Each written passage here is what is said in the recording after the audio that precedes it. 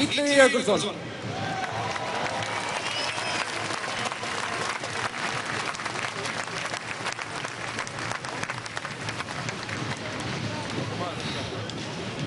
Jæja, hér erum við þá komin. 7 árum og 2 mánuðum eftir að við stóðum hér á þessum sama velli og við komum frá völdum vanhæfri ríkisstjórn og við ætluðum að byggja nýtt og betra Ísland. Svona fór nú það. Eftir 7 ár og 2 mánuði þá stend ég hér og skammast mín. Ég skammast mín fyrir svo margt, ekki bara það sem hefur gerst allra síðustu dægur. Ég skammast mín fyrir þá ríkisstjórn sem allt frá sínum fyrstu starfsdögum hefur blygðunarlaust þjónað undir raskatið á ríka fólkinu í þessu landi.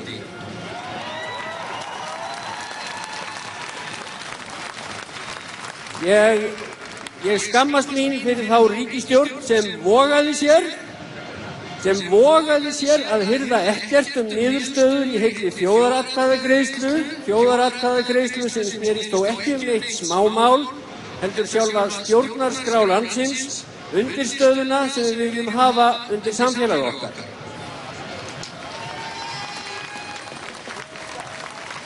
Ég skammast mín fyrir stjórnvöld sem láta heilbrigðiskerfið reka á reiðanum það sem við vorum svo stolt af og héldum að væri til marks að hér ríkti sanngirni og jafnrétti fyrir alla. Það heilbrigðiskerfi að verða myglu að bráð. Ég skammast mín fyrir ríkisstjórn sem hirðir ekkert verndun landsins okkar, þetta eina land sem við eigum, en skyndigróði verktaka og stóriðjufyrirtækja færi að ráða ferðinni, skítt með landið fagurt og frítt, skítt með sjóndeildarhringinn, skítt með það hvort börnin okkar muni eftir fáein ár sjá einhverja ástæðu til að búa hér.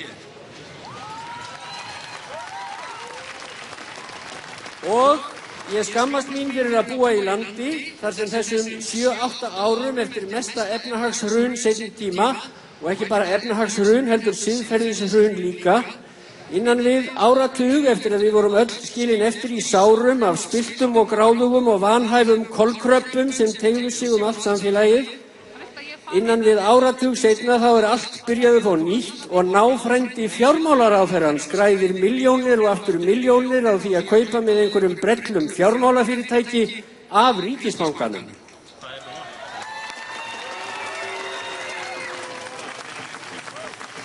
Ég sagði erlendri konu frá þessu í gær og hún sagði: "Drottinn minn dýri, þetta gæti alveg eins hafa gerst í Rússlandi."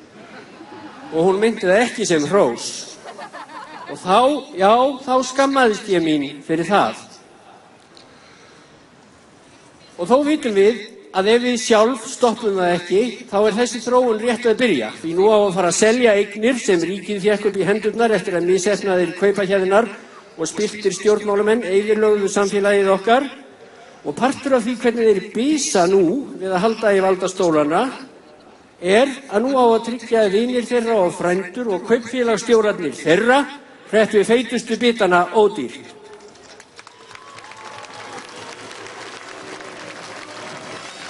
Og ég skammast mín fyrir stjórnvöld sem taka hverjum votti af gagnrýni sem loftárásum frá fjölmiðlum. Ég skammast mín fyrir stjórnvöld sem setja upp innihaldslausar leiksýningar eigið ágæti. Ég skammast mín fyrir stjórnvöld sem eru svo duglaus að þau geta ekki brugðist með sómasamlegum hætti við ferðamannastraumi sem farin að ógna náttúrunni okkar allra, af því alltaf bara hugsað stundargróðann. Ég skammast mín fyrir ríkisstjórn sem lætur jöfnuð, lönd og leið, sanngirni, samstöðu og sómasamlegt mannlíf. Öllu þessu skal fórnað á andinni stundargróðans, þar sem ránfuglarnir rífa í sig hræ samfélagsins. Guð, hvað ég skammast mín stundum.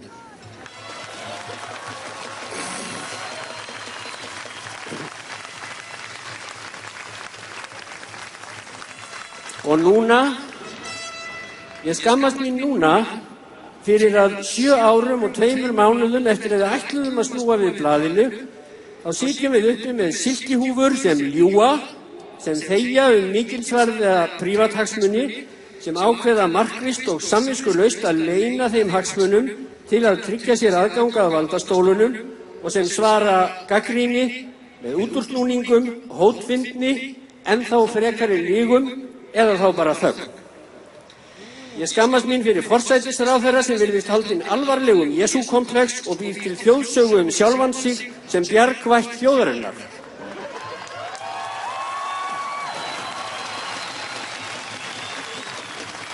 Ég skammast mín fyrir að Ísland skuli nú víða veröld vera orðið að allægi, vera orðið hneykslunarhella fyrir klúður og spillingu.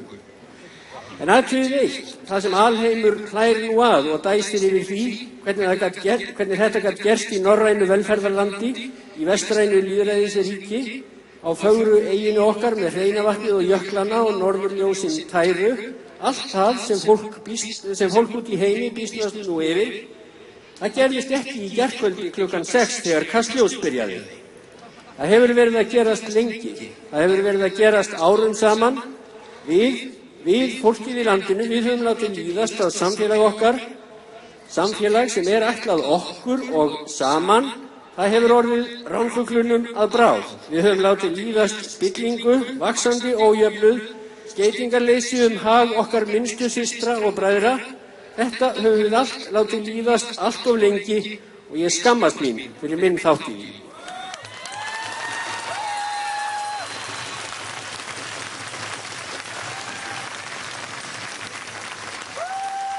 Og þó það eigi auðvitað ekki að skipta öllu máli hvað útlendingum finnst okkur, þá verð ég að viðurkenna að ég skammast mín alveg í raskat fyrir að forsætisráðherrann í mínu landi sé nefndur í sömu andrá og Pútín og Assad og það birtist myndir af honum ásamt ýmsum ófélegum þjóðarleiðtogum undir fyrirsögninni The Dirty Dozen.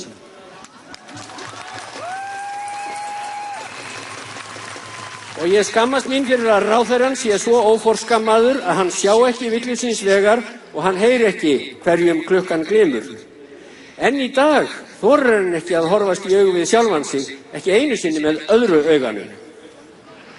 Ég skammast mín fyrir að enn sé ráðist á fjölmiðla sem flytja fréttir af ósköpunum. Ég skammast mín fyrir forsætisráðherra sem hringir á lögregluna þegar blaðamenn reyna að ná tala af honum.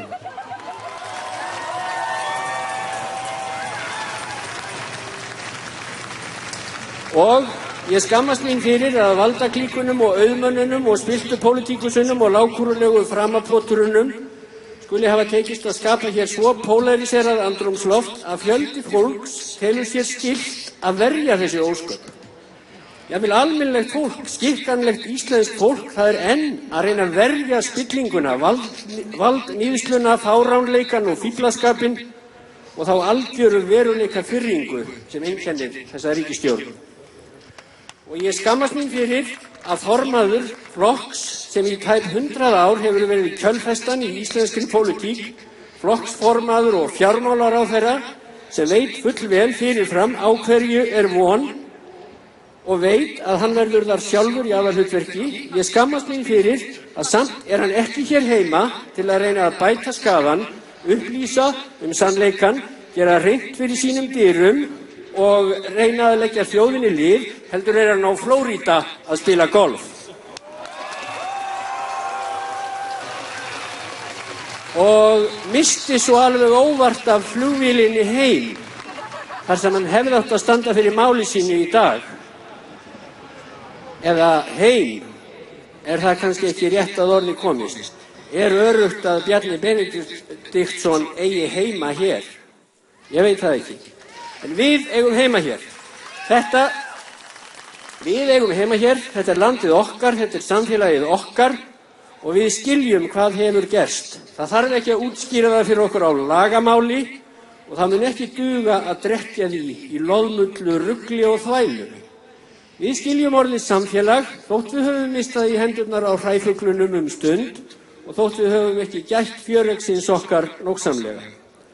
Það samfélag á ekki að vera leiksoppur valdaklíku og fégráðugra spillikróka sem líta á okkur sem námu til að tæma, akur til að arðræna, fiskimið til að þurrausa og rennandi vatn til að virkja og selja. Við eigum þetta land og við erum þetta samfélag, ekki þeir. Og þrátt fyrir allt, þá erum það ekki við sem eigum að skammast okkar. Þeir eiga að skammast sín, valdsmennirnir.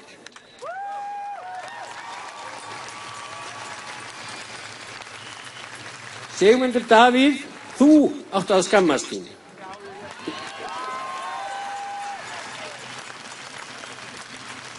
Og Bjarni Benediktsson, þú átt að skammast þín. Og þið hin sem eruð með þeim í klíku, skammist ykkar bara öll saman. Látið samfélagið okkar í friði, þvælist ekki fyrir með ykkar einkahagsmuni þegar við viljum hreinsa út.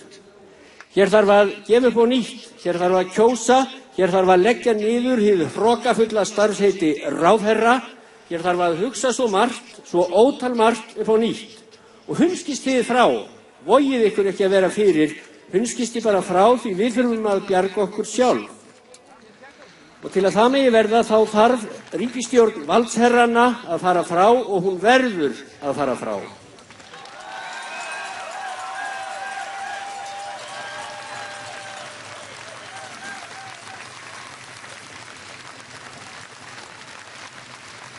Burt með hana, burt með þessa ríkisstjórn nú þegar. Látum ekki líða önnur 7 ár. Tökum til starfa. Það er vor. Takk.